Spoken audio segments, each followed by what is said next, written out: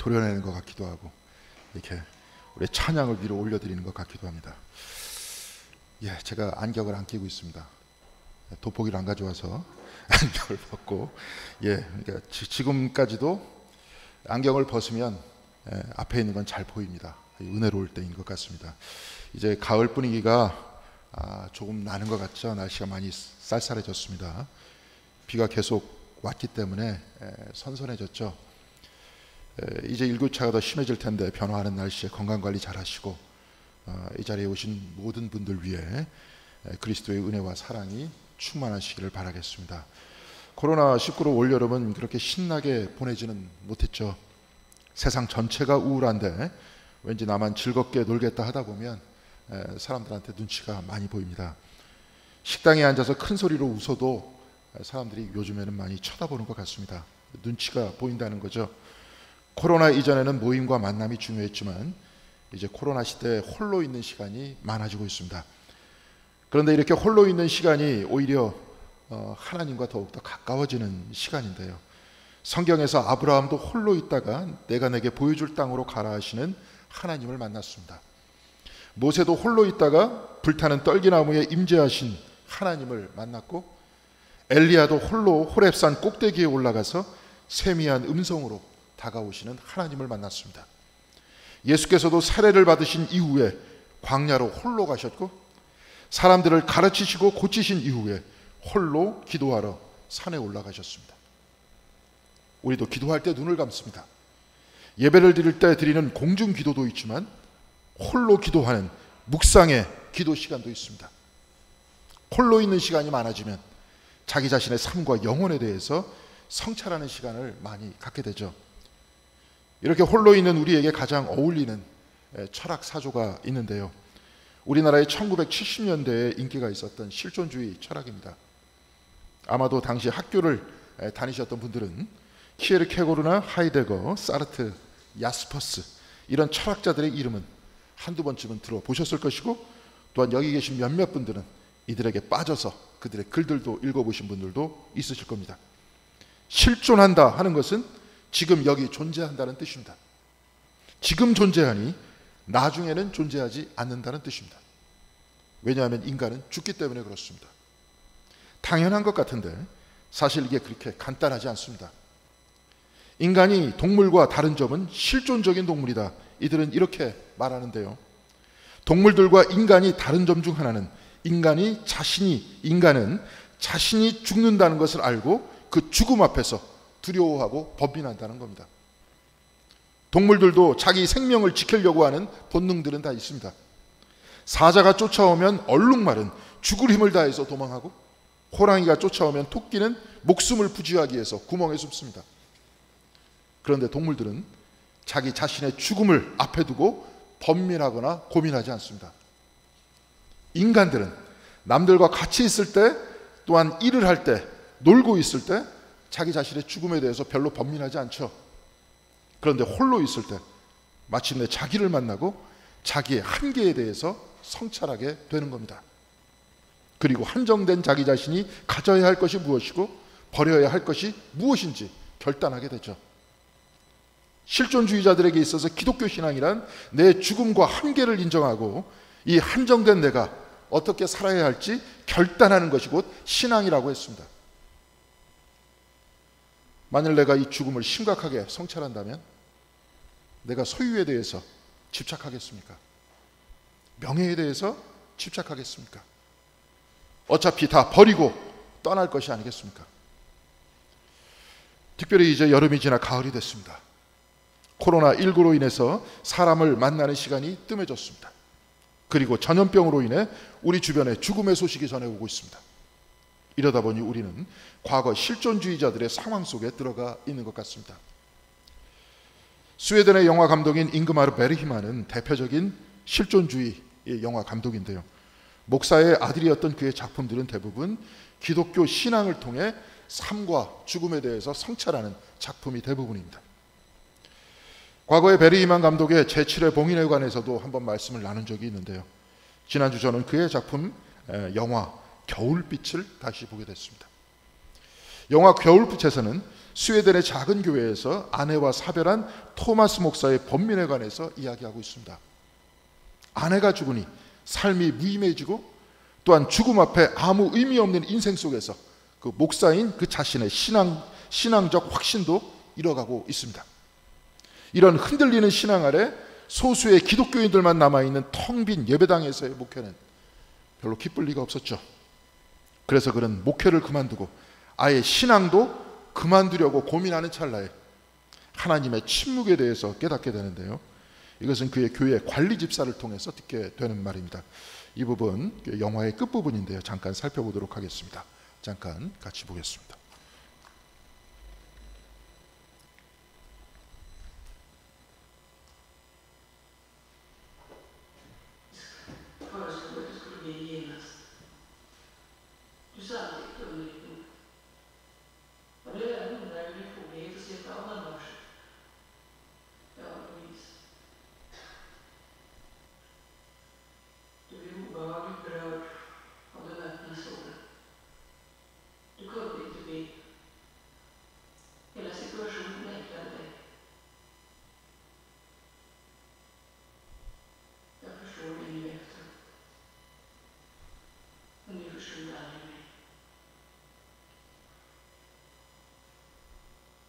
Vi hade ju levat tillsammans ganska länge, nästan 2 år. Det var i alla fall ett litet kapital i vår fattigdom.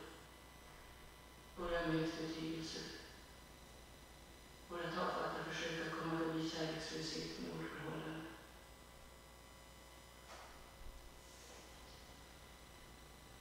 När så mitt eksem började, i pannan, i hårfästet,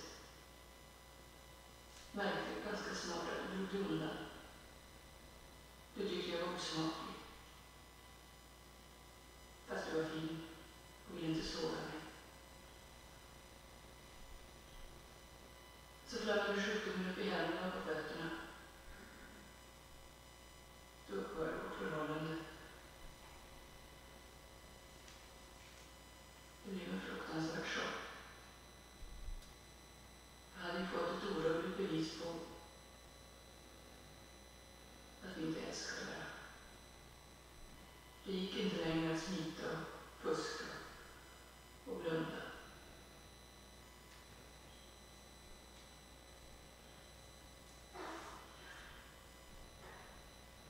Thomas, jag har aldrig trott på din tro. Huvudorsaken har naturligtvis varit att jag själv hade plågats av några religiösa anfäktelser. Jag växte upp i en okristen familj med massor av värme och ömhet och sammanhållning och glädje.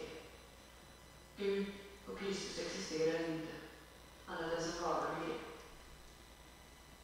När jag kom i kontakt med din tro föreföll den mig dunkel och neurotisk. På något sätt grymt känsloladdad och primitiv. Det var särskilt en sak som jag absolut inte förstod. Och det var den osynliga likgiltighet inför Jesus Kristus.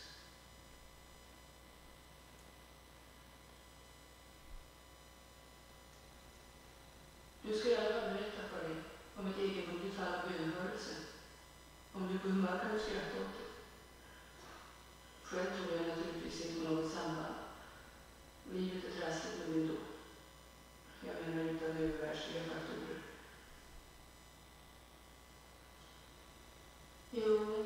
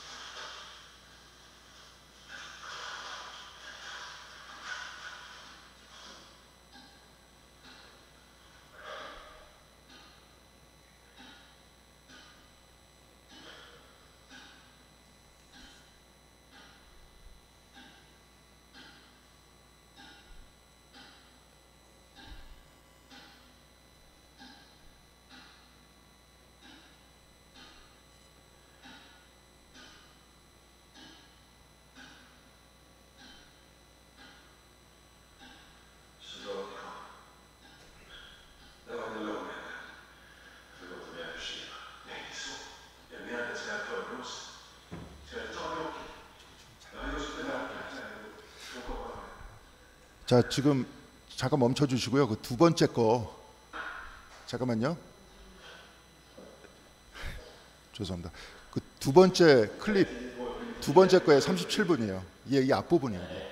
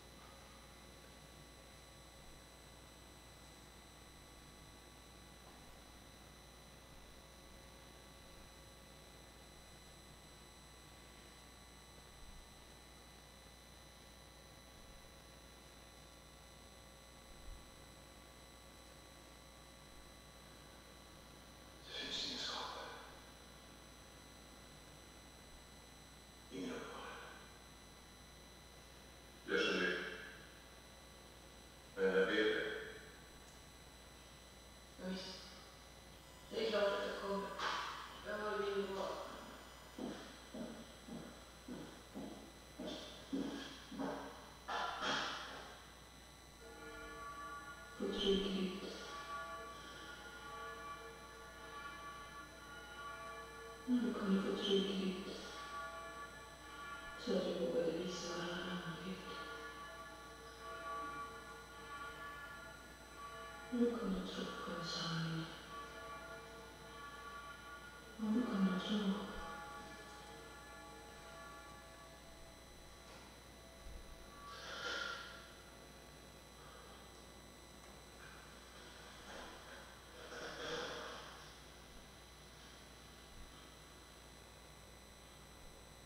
Så vi gör högmässor då. Ja.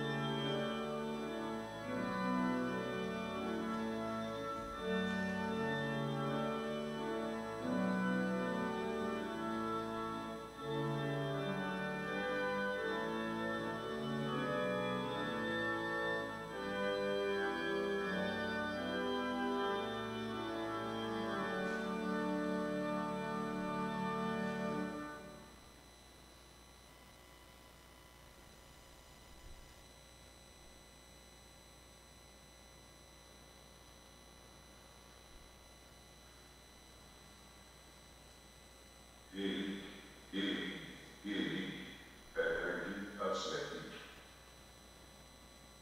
Hela jorden är full av hans härlighet.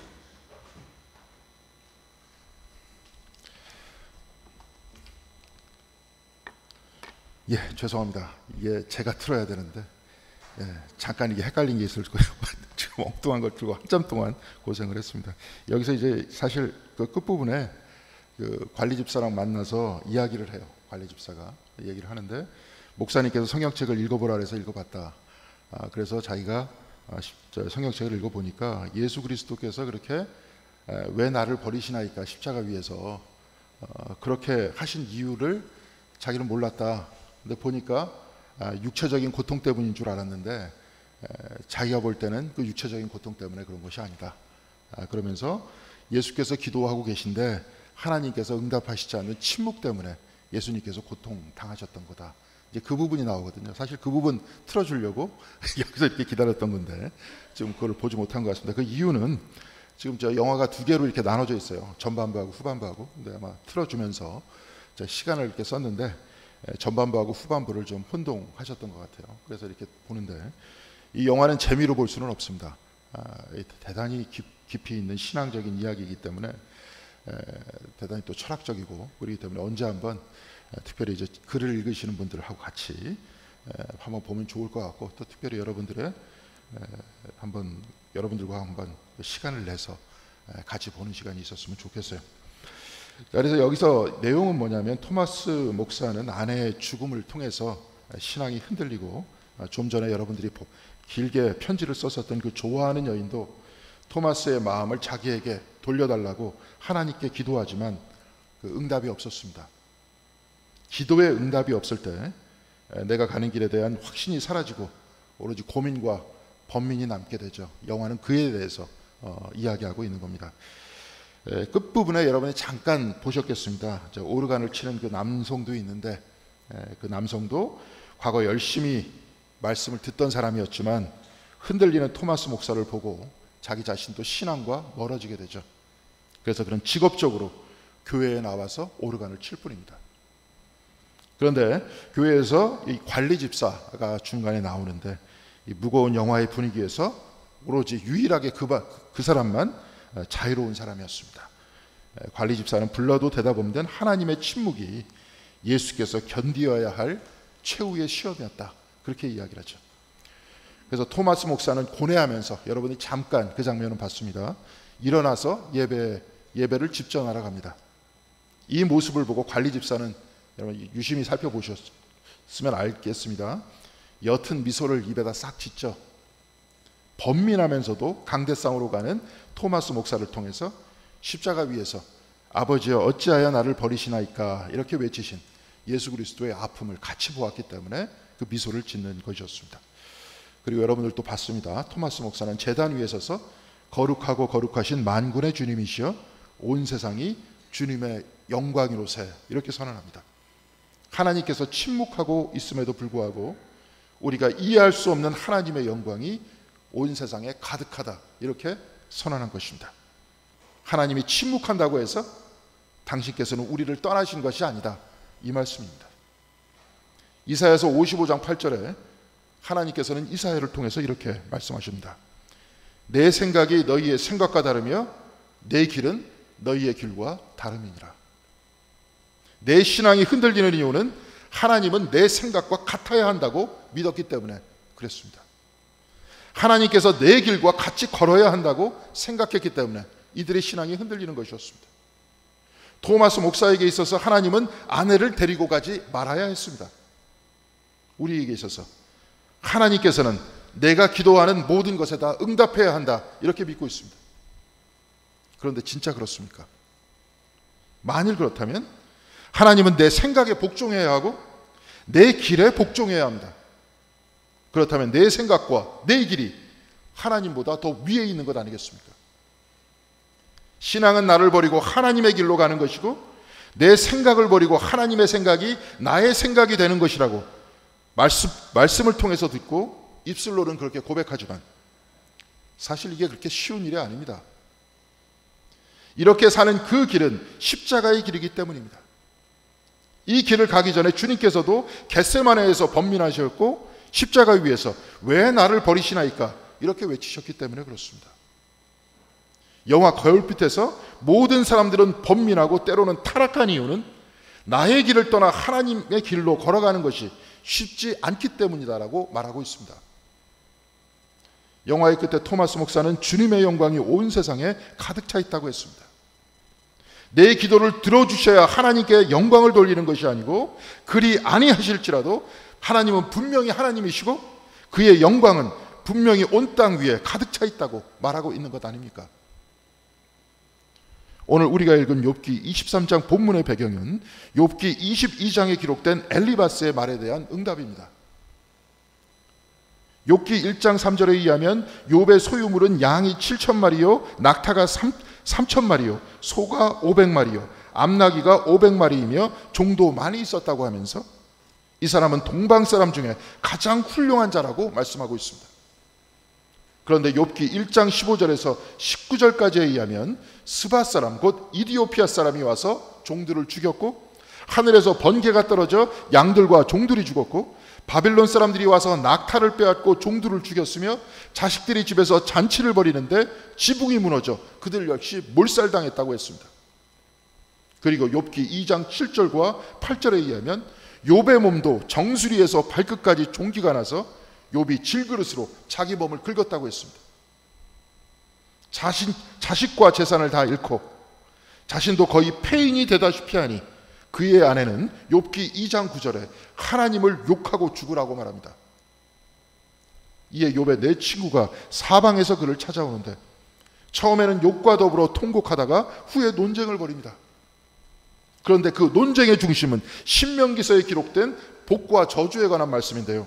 신명기서 11장 26절에서 28절까지는 이렇게 나와 있습니다. 내가 오늘 복과 저주를 너희 앞에 두나니 너희가 만일 내가 오늘 너희에게 명하는 하나님 여호와의 명령을 들으면 복이 될 것이요 너희가 만일 내가 오늘 너희에게 명령하는 이 도에서 돌이켜 너희 하나님 여호와의 명령을 듣지 아니하고 본래 알지도 못하는 다른 신들을 따르면 저주를 받으리라. 하나님의 명령을 들으면 복이 되고 하나님을 떠나서 그 명령을 듣지 않으면 저주가 된다고 했습니다. 그렇다면 성공하는 것이 복이요 실패하는 것이 저주입니까? 성공하면 하나님의 명령을 들은 사람이고 실패한 사람은 하나님의 명령을 듣지 않은 사람이라는 것입니까? 그렇지 않죠? 이 말씀은 그렇게 가벼운 말씀이 아닙니다. 그렇다면 예수를 비롯해서 바울과 순교한 모든 제자들은 하나님의 저주를 받은 사람들일 것입니다. 이 땅에 복음을 전파하기 위해 순교한 사람들, 정의와 공의와 정직을 위해서 자신의 목숨을 바치거나 가시밭길을 걷는 그 모든 사람들도 다 하나님의 저주를 받은 실패한 사람들이 될 것입니다. 그러나 시편 84편 10절에 시인은 이렇게 노래합니다. 주의 궁정에서의 한날이 다른 곳의 첫날보다 나은즉 악인의 장막에 사는 것보다 내 하나님의 성전 문지기로 있는 것이 좋사오니. 시인은 복이 되는 것은 하나님과 함께 있는 것이라고 했습니다. 반면에 저주란 하나님과 떠나 있는 것입니다. 하나님과 함께 있는 것이 하나님과 함께 있는 십자가가 구원이고 하나님과 떨어져 있는 로마 황제의 궁궐이 저주라는 것 아닙니까? 하나님과 함께 있는 단칸방이 천국이요 하나님과 멀어져 있는 대형 아파트가 저주라는 것 아닙니까? 오늘 우리가 읽은 욥기 23장의 말씀은 그를 설득하던 친구 엘리바스가 욥기 22장에 말했던 것에 대한 응답이라고 했습니다. 엘리바스는 욥기 22장 21절에 이렇게 말했습니다.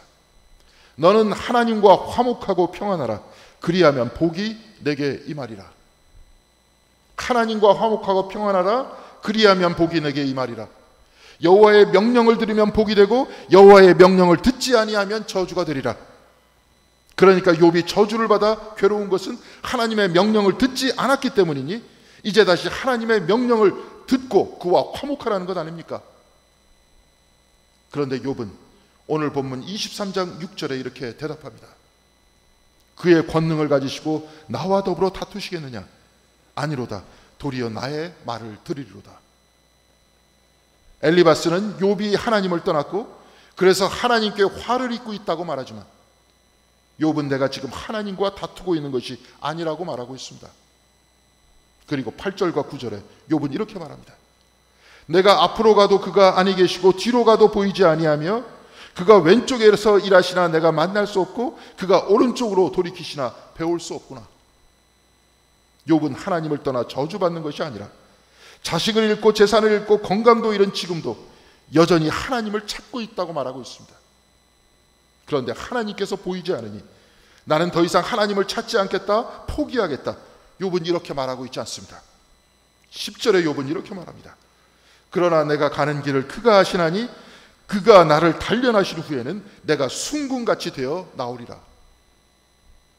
하나님을 찾는 이 길은 내가 성공하고 잘 되는 길이 아니라 이 길을 걸으면서 하나님께서 나를 순금으로 만들기 위해서 단련하는 것이다라고 말하고 있습니다.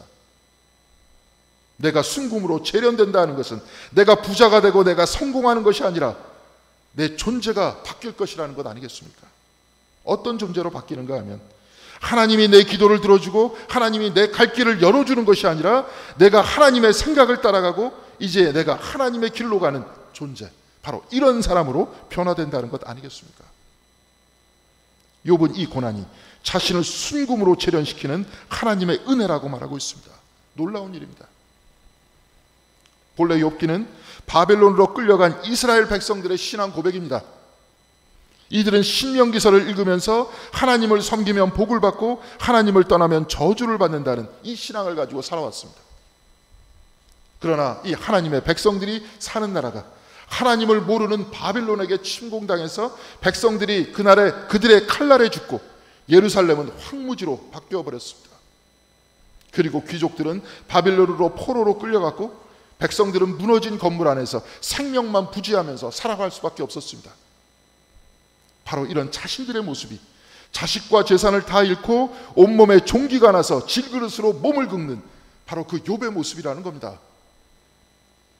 그러나 이 아픔과 티끌을 딛고 욥은, 이스라엘 백성들은 이 고난을 통해 우리는 순금으로 재련될 것이라고 말하고 있습니다. 바벨론에게 멸망당하는 이 아픔을 통해 하나님께서는 이제 무릎 꿇고 두 손 들고 내 앞에서 순종하라, 이렇게 말하고 있다는 겁니다. 그리고 욥의 입을 통해 이스라엘 백성들은 이제 나의 길과 나의 생각을 버리고 하나님을 따르겠다고 말하고 있는 겁니다. 겨울빛이라는 영화에서 토마스 목사는 아내를 잃고 하나님의 침묵을 경험하면서 신앙이 흔들렸습니다. 욥은 자식과 재산 그리고 건강을 잃고 하나님을 찾으려고 해도 찾을 수 없었습니다. 토마스 목사는 관리인의 도움으로 침묵하는 하나님을 받아들이고 하나님과 그리스도의 영광이 이 세상에 가득 차다라고 사람들 앞에서 선포했습니다. 내가 생각한 하나님이 아닐 뿐이지 하나님의 영광은 분명히 온 땅과 우주에 가득하다는 것 아니겠습니까? 체코의 신학자 토마스 할리크는 하나님을 찾는 시간이라는 책에서 초심자 때 때로 체험하는 황홀감이라든지 기쁨이라든지 바로 이것도 있지만 하나님께서 멀리 계시거나 숨어 계시는 것 같은 순간들, 또 그것을 받아들이는 것도 신앙이라고 말하고 있습니다. 바로 이것이 내 신앙이 무르익는데 필요하다고 확신한다고 했습니다. 왜냐하면 신앙이 하는 일은 확실성과 평안에 대한 목마름을 달래주는 것이 아니라 신비와 더불어 사는 것을 가르치는 것이라고 말했습니다. 이 신비와 더불어 사는 것에 우리에게 필요한 것은 인내라고 했습니다. 인내를 통해 하나님 임재의 신비와 하나 되는 것이 기독교 신앙이라는 겁니다. 오늘 목회단상에는 헨리 나우엔의 세상의 길 그리스도의 길 중에서 그 일부를 제가 소개했습니다. 제가 주보에 있는 목회단상 앞부분을 한번 읽어드리도록 하겠습니다. 그리스도인의 믿음의 중심부에는 하나님이 전적으로 자신을 낮추어 복종시킴으로써 자신의 신성을 계시하기로 선택하셨다는 신비가 있다. 하나님은 과거 수세기에 걸쳐 보잘것없는 사람들을 택하여 구원의 말씀을 전파하셨을 뿐만 아니라 이 소수의 남은 자들을 택하여 자신의 약속을 성취시키셨으며 또 갈릴리의 이름 없는 마을에 사는 비천한 여인을 택하여 말씀이 거하는 성전이 되게 하셨다. 뿐만 아니라 하나님은 결국 도시의 외곽에서 치욕스러운 죽음으로 생애의 종말을 고했던 한 사람 안에서 자신의 충만한 사랑을 나타내셨다. 헨리 나우엔은 하나님의 신비는 상향성에 있는 것이 아니라 하향성에 있다고 했습니다. 그리스도께서는 종의 신분으로 우리 한가운데 오셨듯이 우리 역시 나를 버리는 이 낮아짐을 통해서 하나님의 현존과 만난다는 겁니다. 바로 이것이 신비라는 겁니다. 오늘 우리가 읽은 복음서의 본문에서 부자가 천국에 들어가는 것은 낙타가 바늘길을 통과하는 것과 같다 했을 때 제자들은 그럼 도대체 누가 구원을 받을 수 있느냐 이렇게 묻죠. 이때 예수께서는 마가복음 10장 27절에 사람으로는 할 수 없으되 하나님으로는 그렇지 아니하니 하나님으로서는 다 하실 수 있느니라 이렇게 말씀하셨습니다. 구원은 내가 이루는 것이 아니라 하나님이 이루신다는 겁니다. 내가 무슨 행동을 해서 구원을 이룬다고 하는 것은 마치 낙타가 바늘길을 통과하는 것과 같다는 뜻입니다. 불가능하다 이 말입니다. 그래서 내가 나를 구원하는 것이 아니고 하나님이 나를 구원하시는 것이고 내 것을 다 내려놓는 이 하향성, 이 버림을 통해서 구원하시는 하나님의 구원과 신비와 만난다는 겁니다. 사랑하는 성도 여러분, 여러분 모두의 삶이 힘드십니까? 어려우십니까? 또한 상처가 있으십니까? 오늘 욥기에서 오늘 우리의 삶의 이 아픔은 하나님의 은혜라고 했습니다. 오히려 나를 단련하여서 순금으로 만드시는 하나님께서 저와 여러분을 구원으로 인도하시는 것이라 했습니다. 이제 우리 교회도 119주년이 지났습니다. 그리고 이곳에 계신 모든 성도님들도 오랜 시간 신앙생활을 해오셨던 분들입니다. 오랜 신앙생활 중에서 마치 지금 과거의 열정이 다 지나가고 우리 신앙이 다 사라지는 것 같이 보입니다. 때로 기도해도 응답이 없고 하나님을 찾으려고 해도 찾을 수 없을 때가 많습니다. 오른쪽으로 가도 왼쪽으로 가도 어디에 하나님이 계신지 모를 때가 많습니다. 그러나 욥은 내가 가는 길을 그가 아신다고 했습니다. 하나님께서는 우리의 길을 알고 계십니다. 하나님께서는 욥의 고난을 알고 계셨고 십자가에 달리신 아들의 고통과 그 외침을 알고 계셨습니다. 마찬가지로 하나님께서는 나의 이 번민과 고통의 길을 알고 계십니다. 하나님께서는 응답 없는 기도에 하나님의 침묵 앞에 괴로워하는 우리의 마음을 알고 계십니다. 사랑하는 성도 여러분, 이 모든 괴로움은 하나님께서 우리를 체련하여 순금으로 만드시는 과정인 것입니다. 이로써 우리를 진정한 하나님의 백성, 하나님의 사람으로 만들고 계시는 겁니다. 사랑하는 성도 여러분, 이제 가을입니다. 활동하는 여름이 지나갔고 성찰하는 가을이 왔습니다.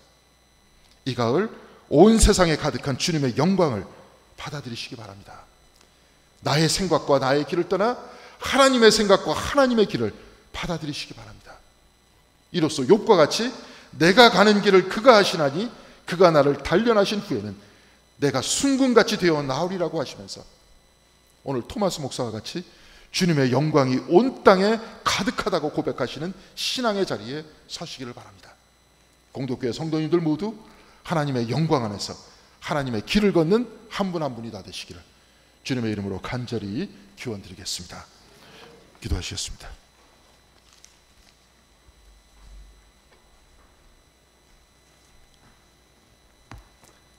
하나님의 생각과 하나님의 길은 우리와 다릅니다. 그런데 우리는 여태까지 우리의 길과 우리의 생각대로 하나님께서 응답하여 달라 기도했습니다. 그리고 이것이 응답이 없을 때 신앙에 대해서 무관심하였고 때로 신앙을 떠나고 때로는 습관적으로 주님 전으로 들어왔습니다. 주님, 우리로 하여금 오늘 말씀과 같이 주님께서 우리 모두에게 주시는 말씀을 읽어낼 수 있는 힘과 용기를 허락하여 주시옵시고 나를 떠나 주님께로 갈 수 있도록 도와주시옵시며 나의 생각을 떠나 하나님의 생각으로 나아갈 수 있는 저희들이 될 수 있도록 붙들어 주시옵소서. 우리의 생각과 우리의 길이 우리를 구원으로 이끄는 것이 아니라 하나님의 은혜가 구원으로 이끄신다는 바로 그 뜻을 깨달아 알 수 있도록 인도하여 주시옵시고 비록 그 길 앞에 때로는 고통과 아픔이 있을지라도 주여 우리 모두를 지켜주시옵시고 우리로 하여금 하나님의 길과 하나님의 사랑의 길로 걸어갈 수 있도록 주께서 인도하여 주시옵소서. 우리의 몸과 우리의 영혼을 지켜주시옵시고 우리가 비록 이 세상에 살지만 하나님의 뜻에 따라 하나님과 동행하는 신앙인의 삶을 살고 있다는 그 자각이 언제나 우리의 마음속에 충만할 수 있도록 인도하여 주시옵시고 이 땅 안에서 하늘의 백성으로 살아갈 수 있는 한 분 한 분 다 될 수 있도록 붙들어 주시옵소서. 주 예수 그리스도의 이름으로 기도드렸습니다. 아멘.